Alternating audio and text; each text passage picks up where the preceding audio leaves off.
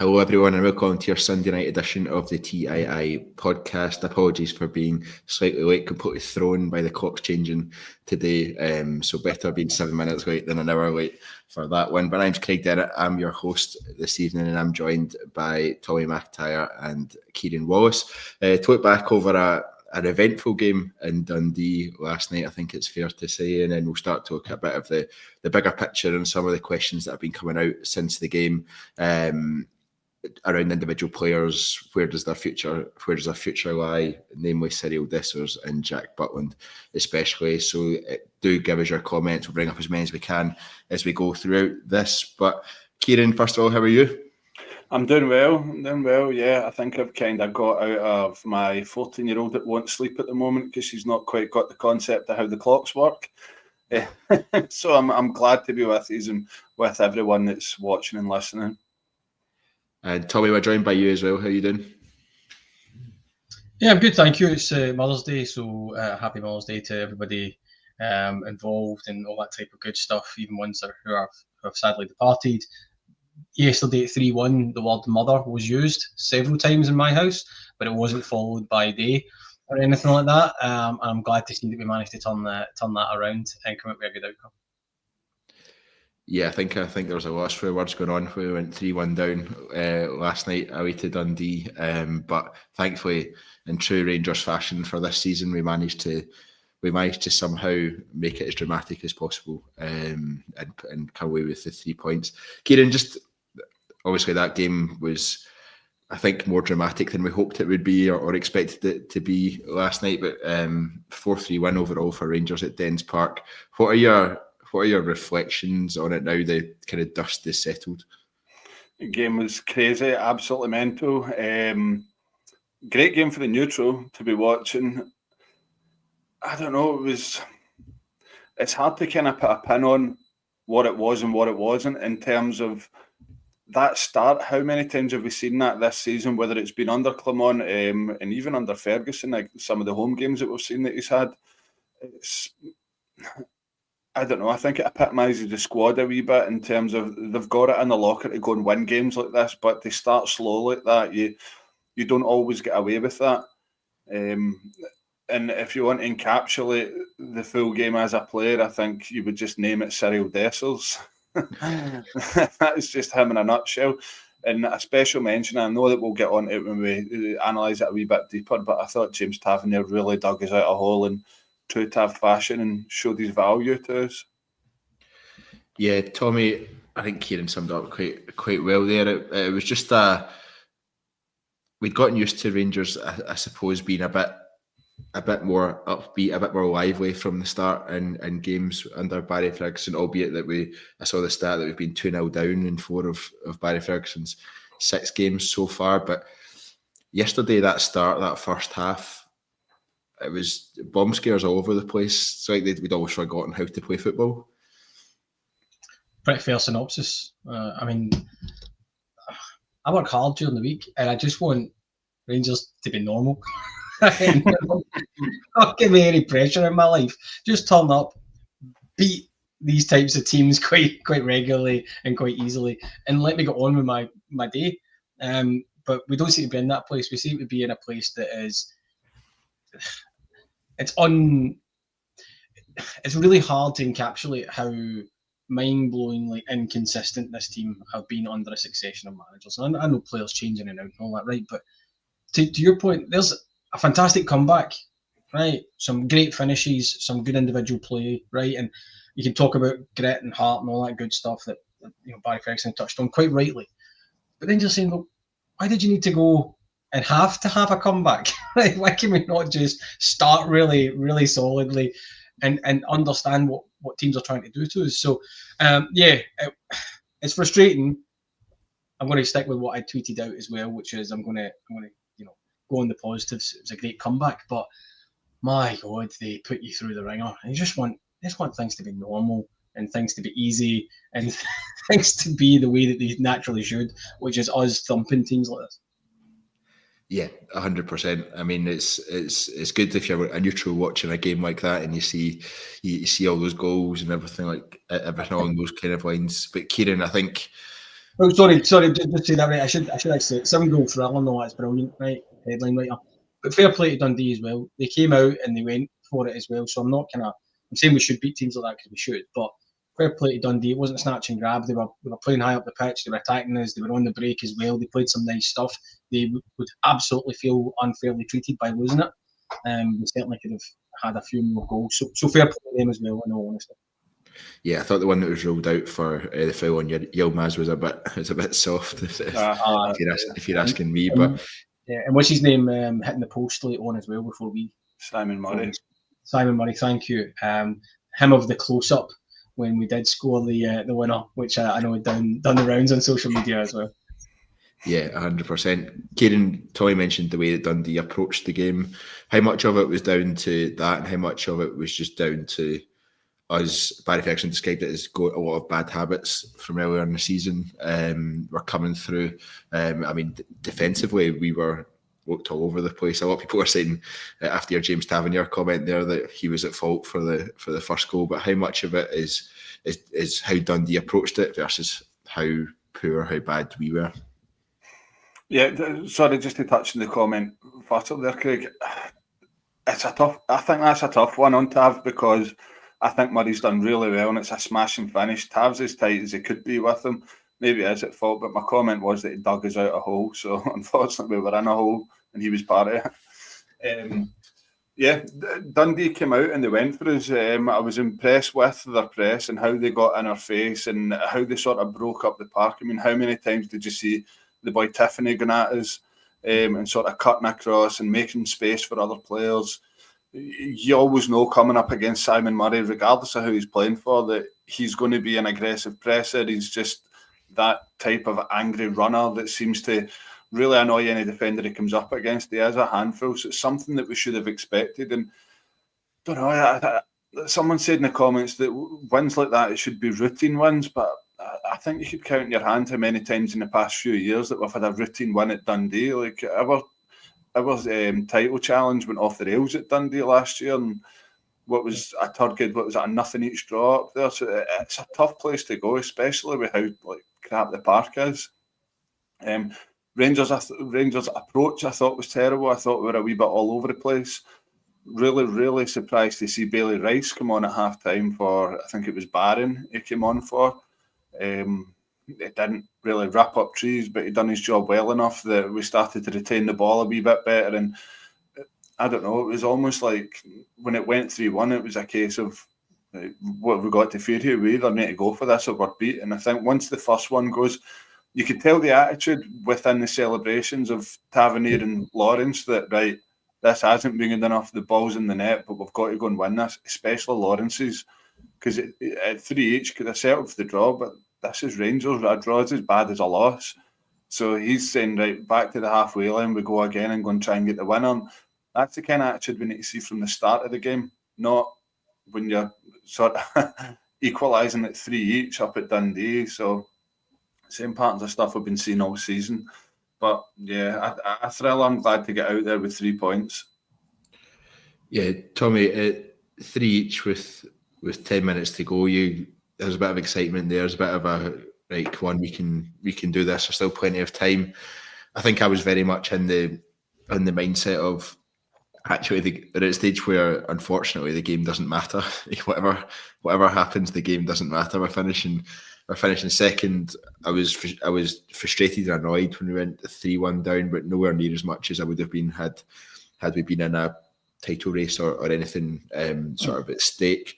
Where were you on that one? I saw a real mix of people on social media in terms of how they were reacting to it, in terms of some people like, well, we're 3-1 down. It's kind of what we've seen all season from this team. Should we expect more from them? It doesn't really matter anyway. We're 13 points. It just shows how ridiculous this season has been that we've beat Celtic at Parkhead for the first time in 5 years, and then you go this next game straight away and you lose. Or I saw people on the other side of the coin. I saw people really frustrated and really annoyed at the team, and I guess venting those frustrations on social media during the game. Where did you kind of land on that? Thanks for the simple question. Really appreciate that. Yeah, I mean, there's a sense of deja vu, but starting point, they should always be held to account, and we should always expect more. The Rangers squad, they've significantly let us down as a support, and there's players in that squad that have consistently let us down. There's no two ways about that, right? And as soon as you start saying, "Oh, we maybe shouldn't expect any more," that's the nature of this, wait for a clear out, then you're just slowly degrading your own standards, right? So we should always expect that this team would perform better, right, than it has been. And yeah, you're right to talk about things, kind of topsy-turvy, crazy nature of it, in terms of going to Parkhead and winning and stuff like that. And that was a great performance with some great individual performances against a team who were desperate to beat us on the day, right?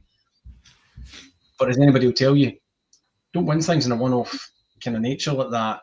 If you want to be a proven good team, you need to do it consistently, whether that's a great consistent run in Europe or, more importantly, within the league season. And this team have consistently, and again, I go back to it, players in this team have consistently, under consistent managers, not been able to raise their bar and or consistently meet the expectations of the fan base.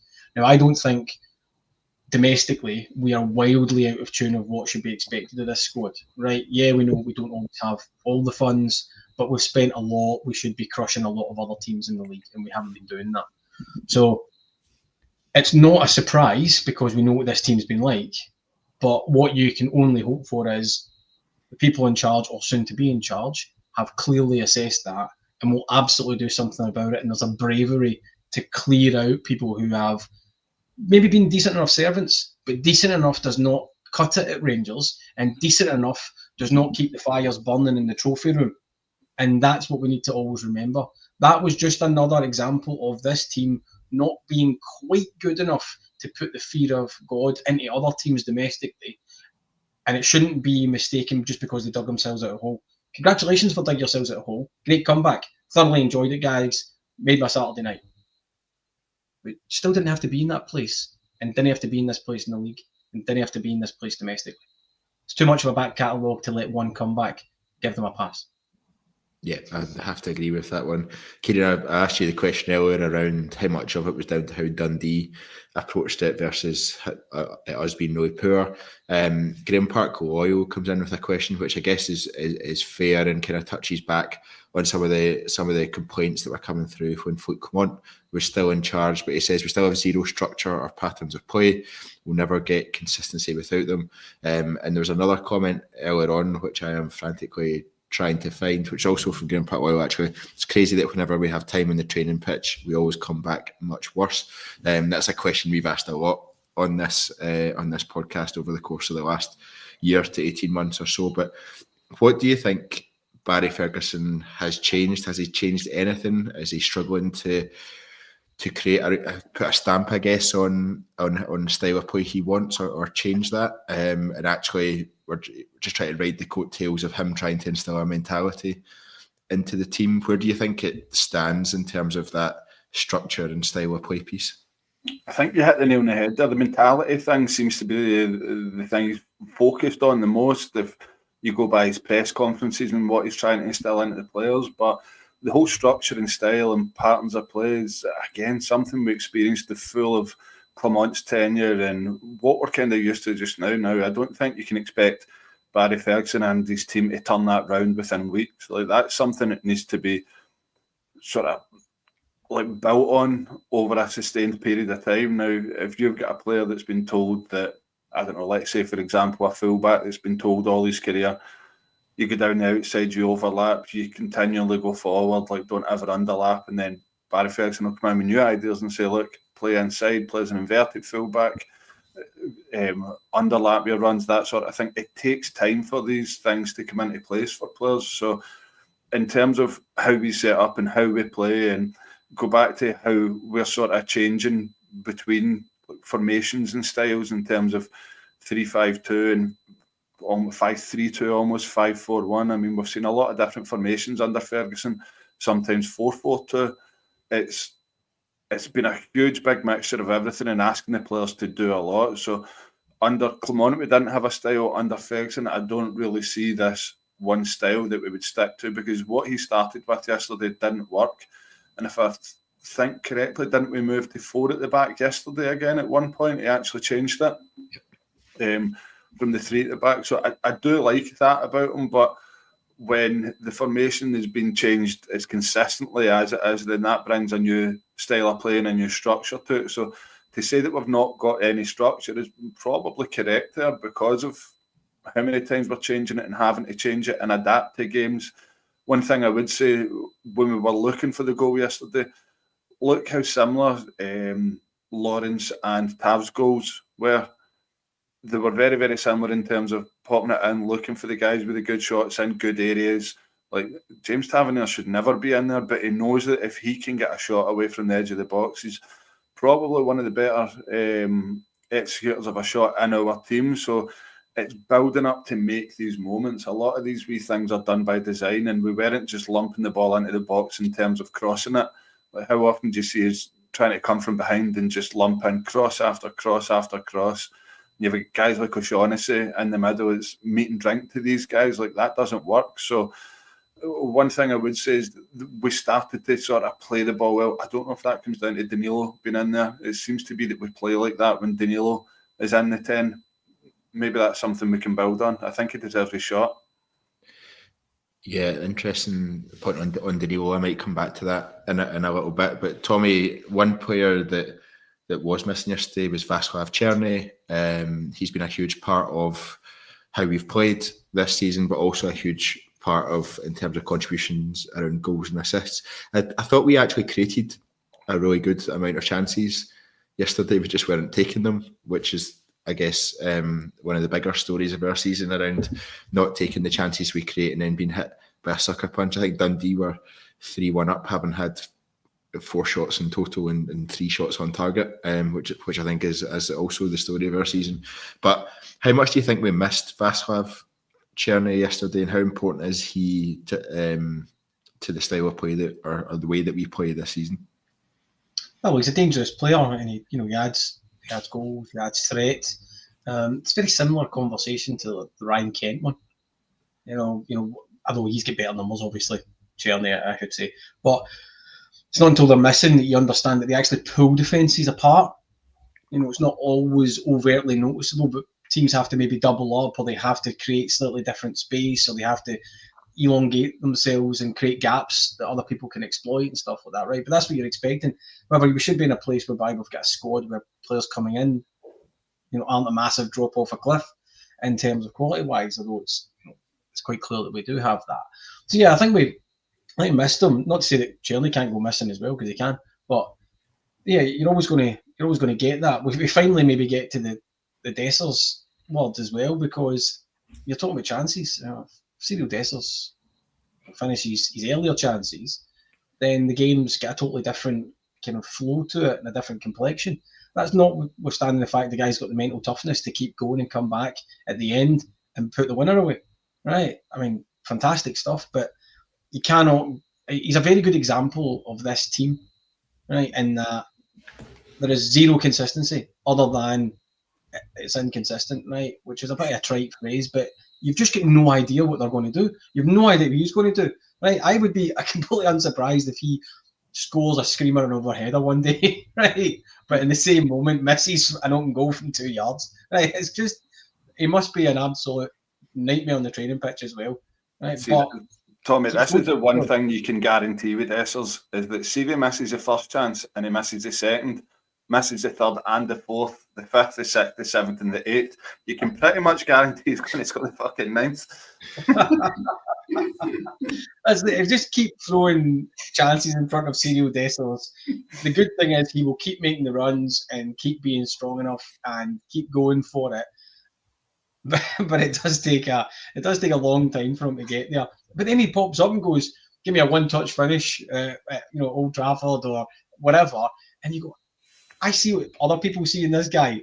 But then we're back to multiple chances. But anyway, the point being, chances had been created. We had made more than enough chances against Dundee. We just weren't finishing them. And if there's maybe another thread to this team, it's maybe not all Cyriel Dessers' fault, right? Because you've had injuries to Danilo, you've had players going off form, right? But there's not enough goals from all across the pitch. And when we have created chances consistently, well, throughout the season, we've not been clinical. And that has been the story of picking up those points that really matter and dropping the points that really, really matter as well. So I think that's probably the overarching point. Yeah, Tommy, I think because you've mentioned Cyriel Dessers, I think we'll just go into our first. The guy's box office. He's brilliant for conversation, isn't he? Oh, come on, man. There should be university studies on this guy when he's done playing, man.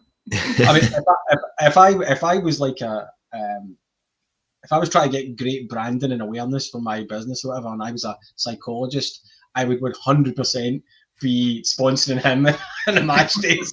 You know what I mean? That's Cyriel Dessers, brought to you by Psychoanalysis. I mean, he's meant. You said it yourself, Tommy. His mentality is tremendous for a professional sportsman, especially in the climate that you get to in Rangers. How often do we complain about players can't handle the weight of the jersey, players can't handle how the fans react, almost questioning ourselves as fans in terms of how much pressure we put on players, particularly. Cyriel Dessers is the perfect example of how to handle that, because he just moves on to the next chance. He does not let it sit in his mind. He does not let it sit there. He just moves on to the next one. And Kyran made the joke up this week. He scored his 9th chance. I think he had 11 shots at goal in total over the course of the game, but he scores the winner, and it's like, well, what do you? Can you argue against that, really? Yeah, he's got that I think I could. elite mentality. But I'm telling you right now, you slap. Rangers marketing department, you slap a 10% psychoanalysis or therapy discount on the back of his jersey, the cash will come rolling in. See, in all fairness, right, it's great that he got the winner, right? CP finishes at least 2 of the chances in the first half. We're not sitting here having this conversation about a comeback, are we? And it's like... The one chance for me that epitomises him is the one he does the sort of Dennis Bergkamp-esque turn, then just smashes it at the goalkeeper's feet. That is where I think, I know we'll get to it in this, but that's where I stand that we should be cashing in on him, because we are creating chances. He creates a lot of them himself. Again, back to the psychoanalysis stuff. It's like, would we have these chances without him? I don't know. I really don't know. But when you've got a striker that takes his 9th chance to score, then I think there is an argument there to say maybe he's not what we're looking for up front. Put it this way: if he doesn't score that winner, he's not starting the next game. He scored the winner; he's starting the next game. Yeah, I mean, Tommy, 45 goals in 100 Rangers games for Cyriel Dessers. When you look at it as cold hard stats, it's hard to argue with, and it makes you. I think that's what makes me second guess whether. I think Luke Gibson puts it well here for how I view it, in terms of he doesn't pass the eye test. When you're watching the game, he doesn't pass what you expect to see. He misses a lot of chances. He sometimes his hold up play is horrendous. We know he has the mentality to keep going, because in so many games he has to keep going, because he's missed chances at key moments and key times in games where you think we'd be so much more comfortable if he just stuck that away.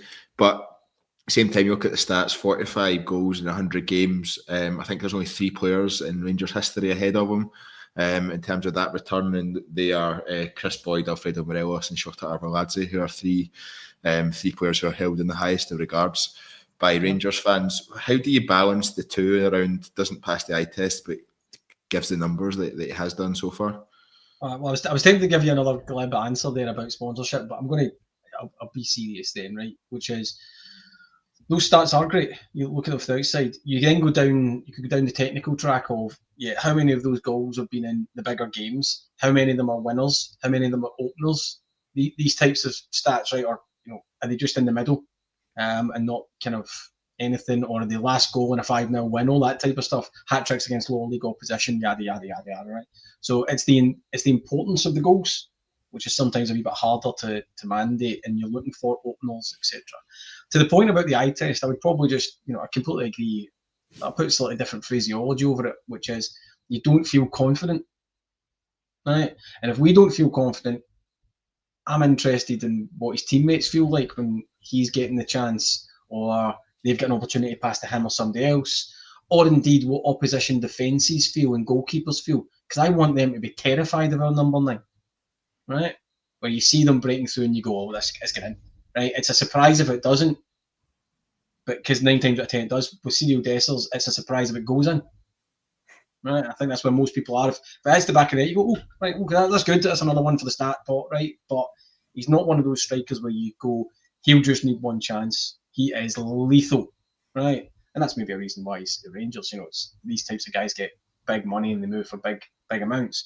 To the point about keeping him or selling him, again, the numbers are good, right? But he's 30, coming up for 31, I think. If we're going to get rid of him, it has to be this season because he's got some numbers. He's not quite landed here. He would get a move into the continent or further abroad.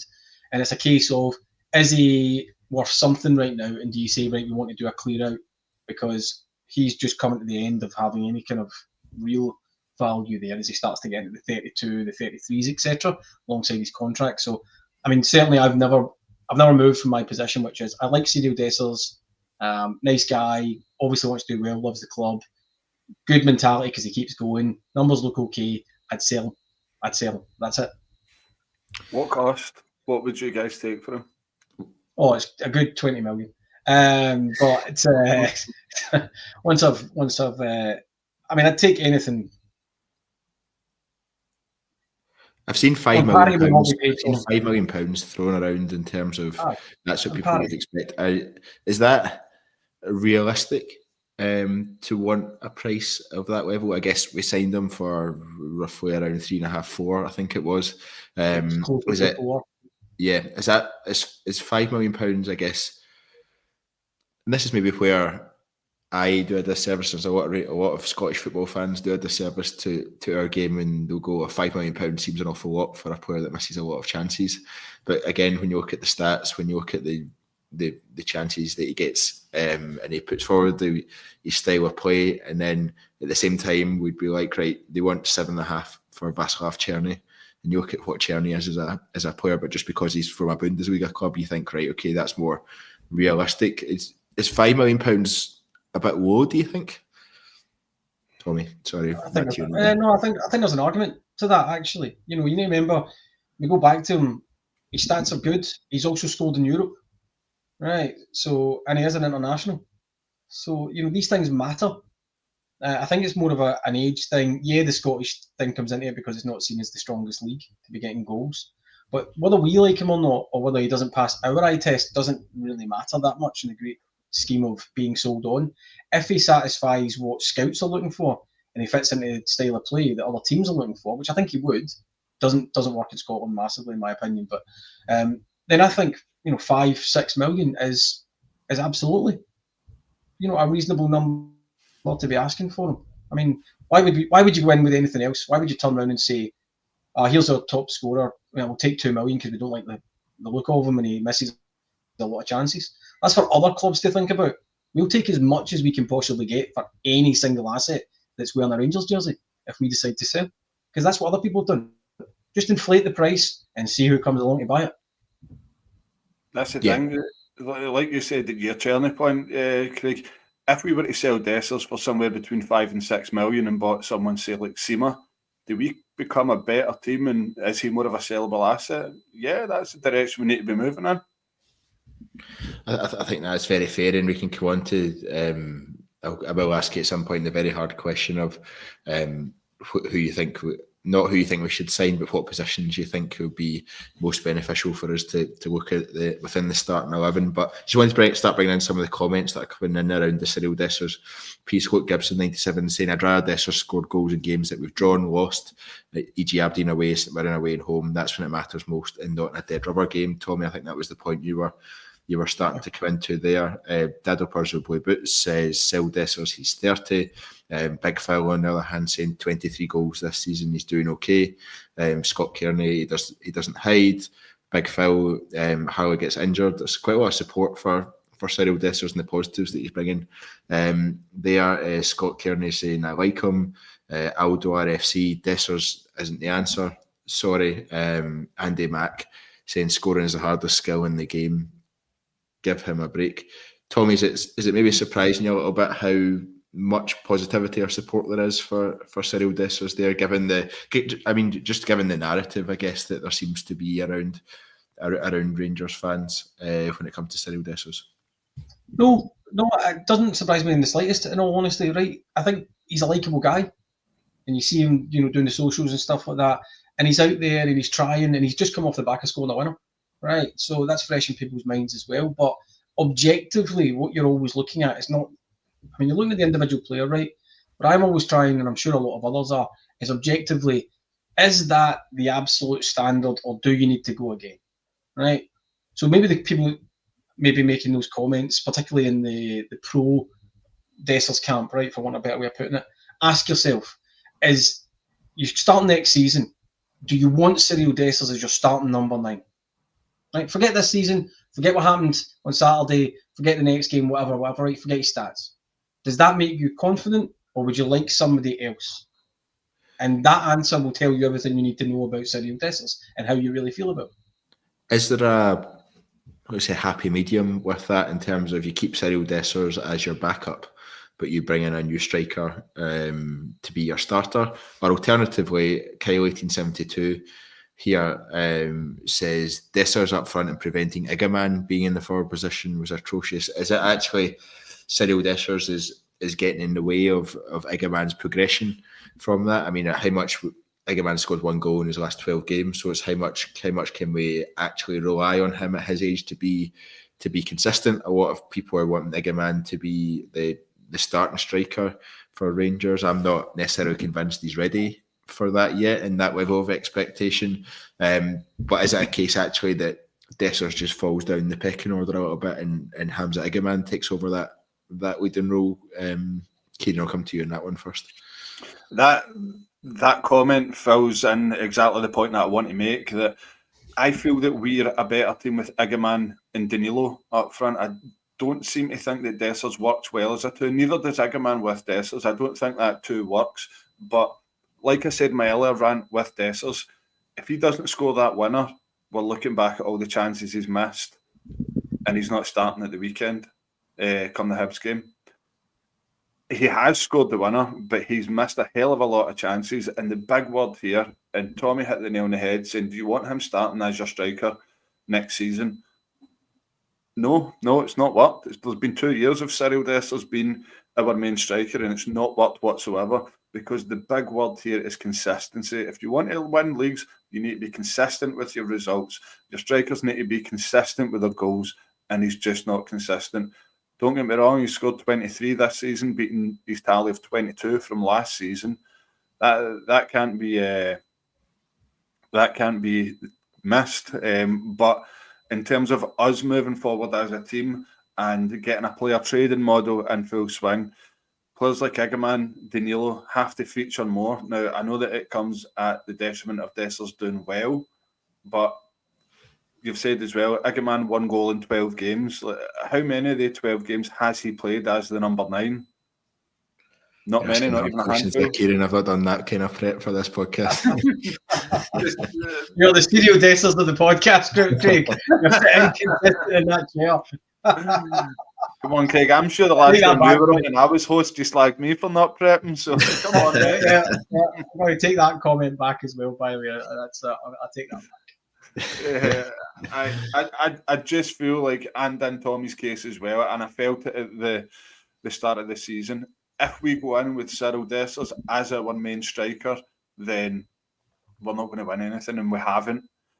My point is that, and I get that a lot of people are saying it in the comments as well, he's a backup striker, and he's a very good backup striker, but when you're getting games like at the weekend and sort of games like even Parkhead, for say that I don't think he should have started up front. I felt like it should have been Igaman. It just feels like we've seen this movie so many times with Dessers that I feel we're a better team when it's someone like Igaman up front, because I feel like we play in the opposition's half a lot more because we suffer from his hold-up play. But his record is his record. He's done unbelievable, but it's came at the cost of a lot of missed chances. Yesterday kind of epitomises the whole thing. Yeah, I think they're all fair points. Timothy Sharp says a point there. Great backup striker, keeps goals in the team. Rangers on tour, on the other hand, says Dessers' wages are too high to be a squad or rotation player, which is often something that we don't take into consideration as fans. Just in terms of that financial side of things. Sorry, Tommy, I see you coming in. No, there's just an element to that as well. Of somebody has to have that conversation with Cyriel Dessers. You're 30, going up for 31 or whatever. You've been the starting striker for 2 years. Yeah, there was supposed to be a Dessers, Danilo, Lammers, Eagleman mix all across that, right? But, oh, by the way, you're going to be a backup. He might not actually want that. You know what I mean? Might turn around and go, I don't have too many years left at the kind of top end. I want to be a starter somewhere. I'm not prepared to sit on the bench and be the backup guy to come on and miss a few chances and take abuse. It's just not his style. He might want to go back into Europe or whatever. So it's not always kind of one-way traffic. You can't just say, by the way, you're now no longer going to be the starter. Sign the contract, so to speak. It's not how it works. Yeah, final point on Cyriel Dessers before I ask you for your definitive keep or sell stick or twist. Gary Patton says, if we were to sell Dessers and we don't buy Czerny, where does the goals come from? If Rangers were in a better place playing good football, I have no doubt Dessers and Czerny could get a lot more numbers. Kyran, do you think that's a fair point? And goals are, especially from the wide areas, have been hard to come by for Rangers for a significant number of years. Now, how important is it that these are actually two guys that we are relying on heavily for goals and assists this season? And if Czerny, it turns out, isn't to come back because there's interest from elsewhere or the fee is too high, if we're then to get rid of Dessers as well, that's 40 plus goals, and then not even taking into account assists, that you're taking out a team, which is a lot for any team to lose over the course of one summer. Is that a significant risk for us as a team? Yeah, I agree with that 100%. I'm a great believer in, I'll come up a wee bit here so you can see my face above the comment. I'll take the comment away. I'm literally putting his head above the parapet there, to be honest with you. I'll be up here somewhere at some point. I'm a great believer in keeping numbers in your team, and it reminds me a wee bit of when you think back to Morelos and Kent leaving. We lost, albeit not a very good point made with Kent because his numbers weren't great, but he always gave us an attacking threat, and with Morelos it was always a threat of his scoring. We had lost Jermaine Defoe earlier in the season and Kemar Roofe was injured. That's a lot of numbers, it's a lot of goals, and we struggled badly without them. And domestically, not in Europe, where it was game-by-game basis, but it reminds me a lot of like that. If you're going to sell players like that, you've got to have backups coming in that are going to put the ball in the net. I think we spoke about him already, but in terms of Sima, he put up good numbers for us, good finisher, albeit injured quite a lot. Again, that probably falls in Dessers' favour that he's continually fit. But this is 100% the reason where I would push the boat out to try and get Czerny. He's made a wee bit of noise that usually when a player goes away with an international team, they're a bit loose-lipped in terms of, well, I'm looking for a move to the Premiership or something like that. But Czerny was the opposite, saying, I'd love to stay. I'm really enjoying it there. And you don't really get that often for a guy that's doing so well on loan. So for me, you need to push the boat out to Czerny because he's the main one that's bringing his numbers. He's bringing his assists. Tommy said earlier, he kind of drags people out of position where they're trying to put a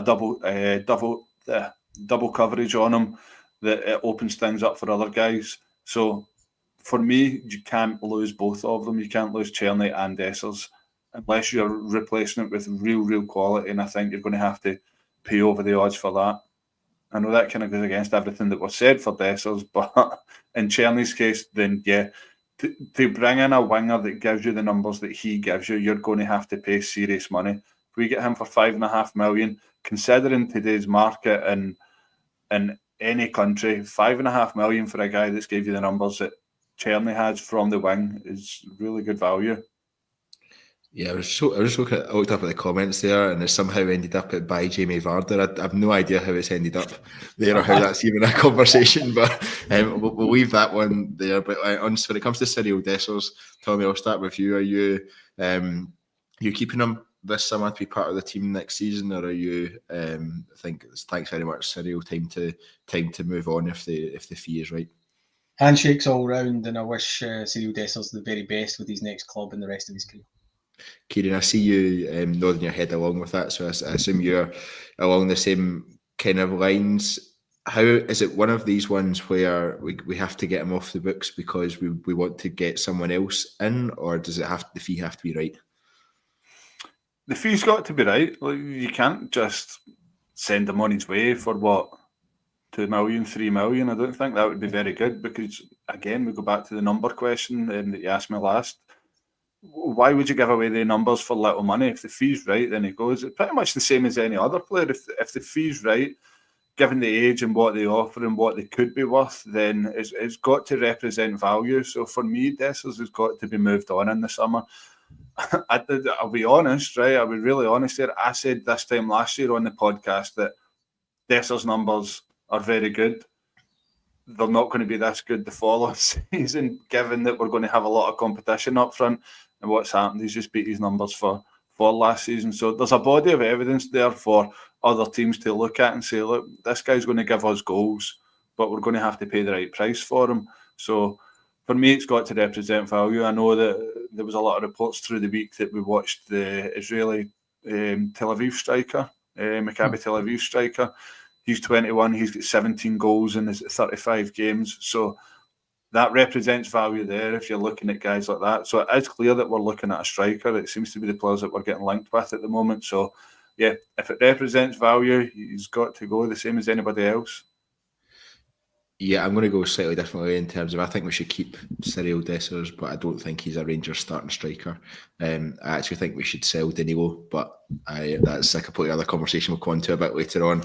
JD here says, I think it's madness you all suggesting to get rid of the most consistent scorer at the club. So I think there's a wide variety of views. Which is it's a fair argument from JD as well. You know, I get it. But again, you have to look at how do you raise the quality of the squad, and it's a fair argument to say you get rid of people you're expecting to bring in better people. And you know, again, I go back to my point of, do you think Cyriel Dessers is going to fire you at the title? Depends who else is there, doesn't it? I think that's where the backup striker question comes into it. So that means changing the makeup of the team. And again, you know, Cyriel Dessers, to give him his due as well, he's been slightly unfair in that he was supposed to be part of a kind of a forward line, but it's all falling primarily on his shoulders. You've got Igamani, who's, no doubt there's great raw potential there, but he's going to be hit and miss. You've already quoted some of the stats of the goals, etc. Then you had Lammers that came in, kind of flopped. You've got Danilo, who's been on the treatment table for quite a lot of it as well. There was supposed to be goals out wide from the likes of Sima or Cortez, these types of things as well. So Cyriel Dessers has had a lot of bad luck round about him. That's not been his fault, in that it's all been heaped on his shoulders to be a new guy coming into the club, taking on that, you know, famous jersey and being expected to fire us into kind of trophy land. So fair play to him on that level as well. I'm not down on the guy for that. I'm just saying, as I look at it objectively, do I think, even with his numbers, he is the answer for next season to lead the line for Rangers Football Club? No, I don't. I think that's fair. I guess that debate is going to rage on and on until we find out what happens in the summer. One player that has kind of escaped our focus on this podcast anyway has been Jack Butland, although he didn't escape the focus of many yesterday when it came to the second Dundee goal especially. He's been a player that started off really well at Rangers and then... Sorry, I'm laughing at JD's comment in the comment section. Yeah, best of luck with the protest. I look forward to seeing the protest outside This Is Ibrox headquarters. Standing outside your house, Tommy, just placards and megaphones. How come it's taking place in my house? It's down with everybody, not just me. Come on. If anybody wants Tommy's address, just give us a shout over on X. I should say, if you come and protest at my house, you'll get invited in for a cup of tea. It's pretty much that simple. And a bladder. It'll end up in an 8-hour discussion to prove exactly why you're You'll end up on the pod. You'll end up on the podcast. But yeah, Jack Butland's come under a lot of criticism, especially recently. A lot of errors, a lot of inconsistency. Seems to have been ramped up a bit since he had that injury at home when whatever happened there. But he had his small period out, and he just seemed to lose all sort of concentration and focus at times, and the number of mistakes ramped up. Kyran, he started well at Rangers. A lot of people thought we were lucky to keep him last summer, and it was seen as a real positive that we kept him last summer. But his second season at at Rangers has been a mile off where he was in that first season. Why? Firstly, why do you think that is, and where do you think that leaves Jack Butland in terms of a Rangers future?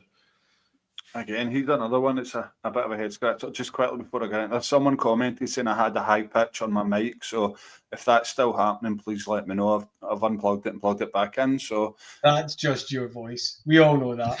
Don't you stop. I think that word's monotone, not high pitched. He's been on the helium. I'm not Jamie Carragher. Anyway, on Jack Butland.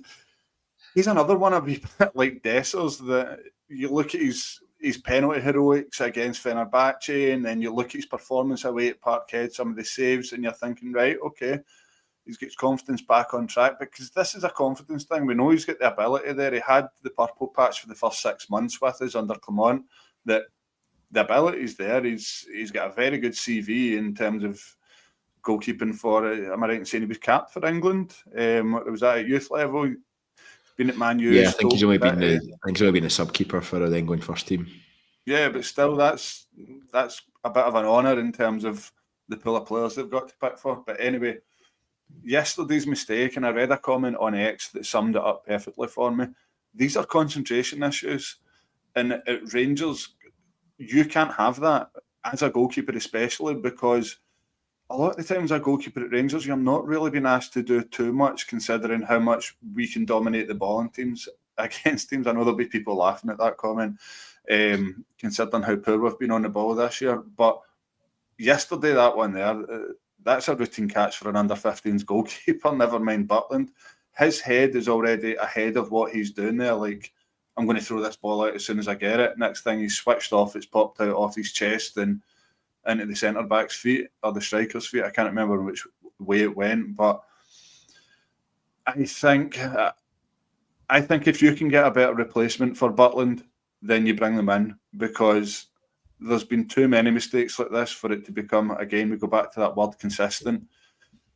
It's a real odd one for a guy that is a top-quality goalkeeper, and this is maybe the reason why he couldn't hang about at the top level for as long as he could, and why he's at us. And I wouldn't go spending mega bucks on a new keeper, because we all know how that can go, and there's no clear and obvious choices out there. But I think it's very beneficial as well to have an experienced goalkeeper, and I think he is a very good teammate, and I think he's a very good guy to have at Rangers, considering that he is the vice captain and he brings a lot to the table at that. But there was a moment in the game yesterday after his mistake where the ball's been rolled back to him for a long clearance up the field, and he's shanked it out towards Dundee's main stand. And I seen John Suter turn round, and I think he was screaming at him something along the lines of "calm down" with the actions, with the hands sort of pushing downwards. If your defence is getting that way with you, you know there's a slight issue there.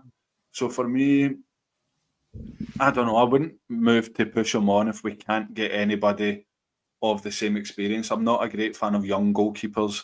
His experience, I think, is pretty invaluable, and I don't think he'll be poor the whole time. He's probably a guy that's looking forward to this season being over so he can start afresh next year. We just need to wait and see, but I'd be holding on to him. Tommy, obviously, just a couple of weeks ago, he was the hero against Fenerbahce in a huge European game from that side of things. But I think it does seem that sort of sentiment towards Jack Butland has turned within the support over the last couple of months. Just some comments before I get your view. Big Phil saying Butland doesn't look good enough. Mays cashing on Butland while we still can. The mistakes are mounting up. Dado Purzo Blue Boots agrees with you, Kyran, in terms of Butland has no concentration and his footwork is poor. Big Phil again, Butland doesn't have the mental strength to be a top Rangers goalie. Pity, because he has the ability. Barry Turnbull, we need a new keeper, pure and simple. And Rangers on tour saying Butland should be sold in the summer, getting a player for half of the wage he's on. Where do you stand with Jack Butland, Tommy? We obviously brought him in on a free transfer. He's got the pedigree that you would like to see for a Rangers goalkeeper. A lot of people point to the concentration side of things, meaning he's not at the level that we need him to be, or the mistakes are starting to creep in more and more to his game. I'm also mindful, as Rangers fans, we've been spoiled by goalkeepers we've had over the past 30 odd years or so. Where do you stand on Jack Butland and whether he should still be Rangers number one next season? I think probably will still be number one, right? Given that I think we've got more important areas, more pressing areas of the team that need refreshed than Jack Butland.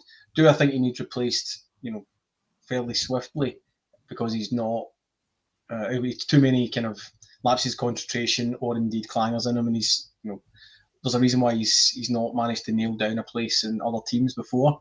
Then yeah, because I think there is a problem there somewhere. I don't think he's the be all and end all from a Rangers number one, and I think the only place that he's ever really nailed down his jersey was at Stoke, 160 appearances or something like that in there. But in amongst all that time, you had loans. You had loans out to Barnsley and Leeds and Derby and Man U and Palace and stuff like that. I don't think he ever made an appearance for Man U. Last time he was round about the England senior camp, I think it was 2018. So he's not been able to nail a place, consistently. And then we managed to get him in a free as well.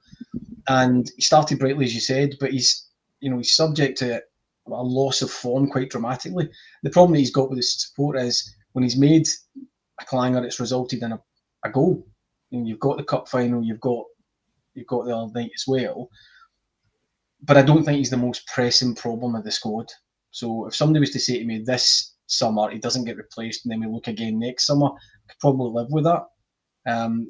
His argument might be as well, he said some rank rotten defenders in front of him.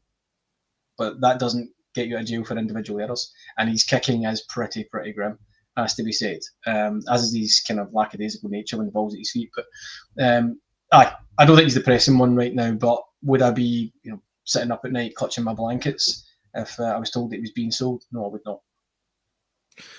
Yeah, I think we've spent so much time in Cyriel Dessers, and I'm keen to get on to some of the other players. So I'm going to ask you for a quick answer on this one. Kyran, first of all, Jack Butland staying at Rangers this summer and still Rangers number one next season, or are you trying to sell him if you can? I'd keep him as number one. I'd see a lot of people saying cash in. Like, what does cash in mean in terms of what is good value for Jack Butland? I don't even think I could put a number on that. Yeah, it's a hard one to put a number on. It's because you're maybe looking at about £2 or £3 million maybe you'd get for him. Yeah, but that's again, showing that someone's interested, isn't it? So not really sure. But then again, Craig, though, what goalkeeper do you know you could sign for £2 or £3 million? They really come at a premium. Good goalkeepers come at a premium in terms of cost. It's like strikers almost. They're so valuable to the team. I'd keep them. Yeah, I think I'm in agreement with you there on that one. Tommy, where are you on Jack Butland? Keep him.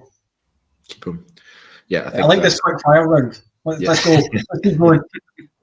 Right, well, let's keep going. There is discussion to be had about all of these players, but let's keep going, and then we'll end up with where are the four positions that you think we should strengthen in the summer. Very aware that Timothy Sharp's comment here is spot on from my opinion. We can't keep selling half the team each season. Be back to square one with a massive rebuild. That's where I think we're looking at 4 starters max if it comes to that. But let's go quick fire on some players, which will sound really brutal.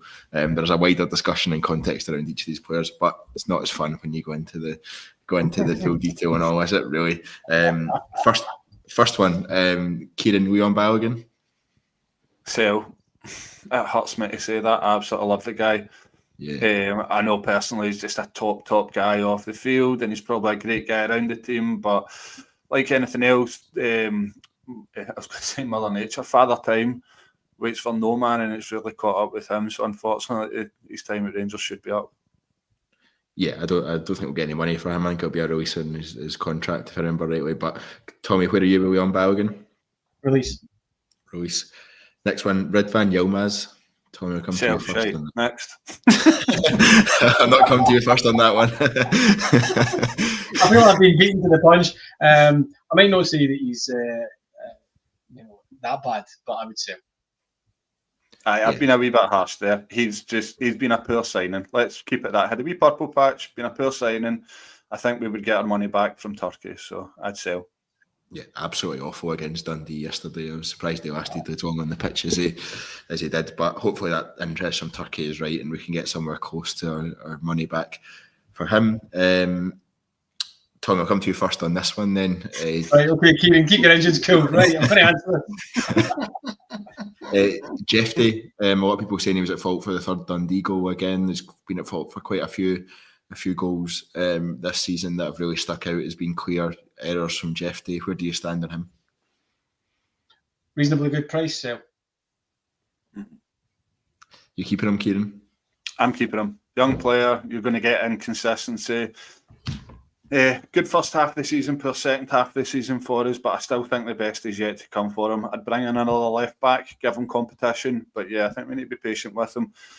Tommy says we get a good price. It would have to be a really good price for me. I think we're keeping him. To be fair, that is what I mean, right, with a hefty sale on. But I thought we were playing this game of just what do you want in a kind of position here. And if somebody rocks up with a good, I suppose that applies to anybody, doesn't it? Right, okay, fair enough. Fair challenge. Next. I'm having a conversation with myself there. Kieran, Yes. but Bajrami, where do you stand on him? Obviously only signed him for the summer, £4 million.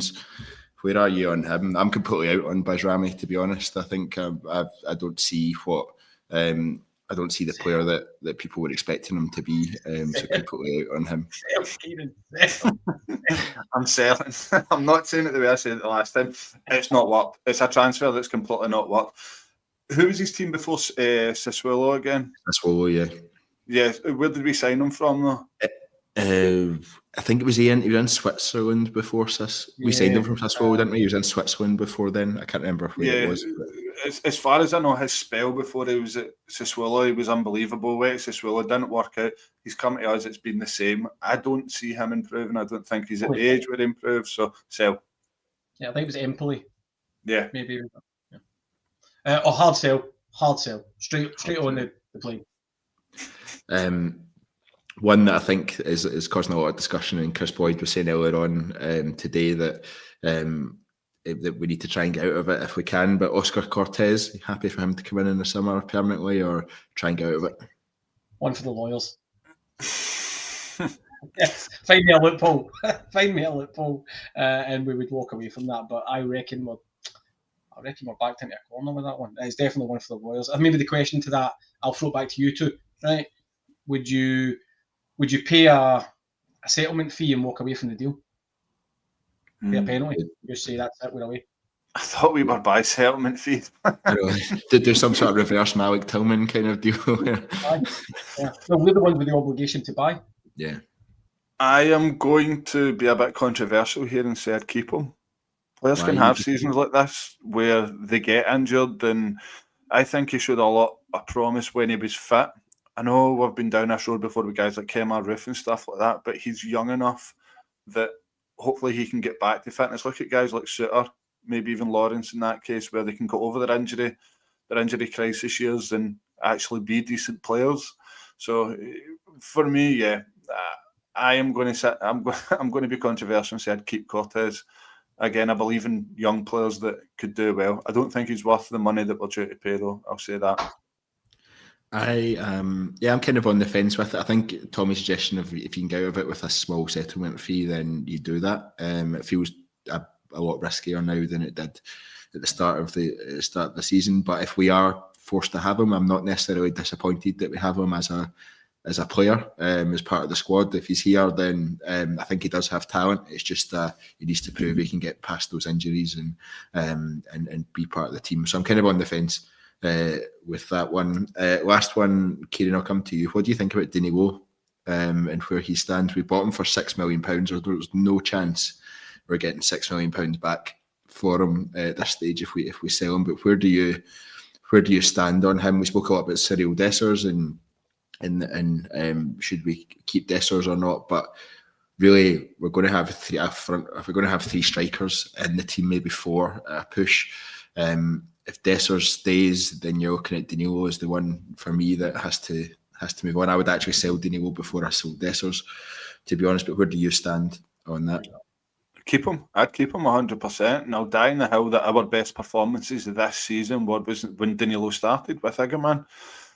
He's been unlucky with injuries, but it's not been fatigue injuries like hamstrings, muscular, all that side of things. It's been impact injuries where he's been unlucky. So we've yet to see the best of Danilo. I'm keeping Danilo. A lot of people agreeing with Kyran in the comments. Tommy, how do you feel on that one? No, I think it's a very, very fair shout, that. A very fair argument. That said, just given that luck, if somebody turns up and they want one or t'other, and I think just with the way things have run, I'm not saying Dessers is as good a striker as Danilo. I think Danilo's a better player all round. Totally agree with all that. But he's not been able to be on the pitch enough. Call it luck, call it whatever you want. I'll take a guy who can fill a jersey. Yeah, I think that's very fair. Right, that's the end of the quick fire round. We've hit the hour mark where we'd normally end the podcast. I like this feature. Well, this should be in every Sunday pod from now on. I like this. It can get quite sinister, I think, if you do it every week. So it's not. I think we should do a podcaster version of it. What podcaster should we keep? At the end of every podcast, you get to eliminate someone for the next month or something like that. Yeah, that's great. Right, go Craig, fire your name in the comments. Let the listeners feel.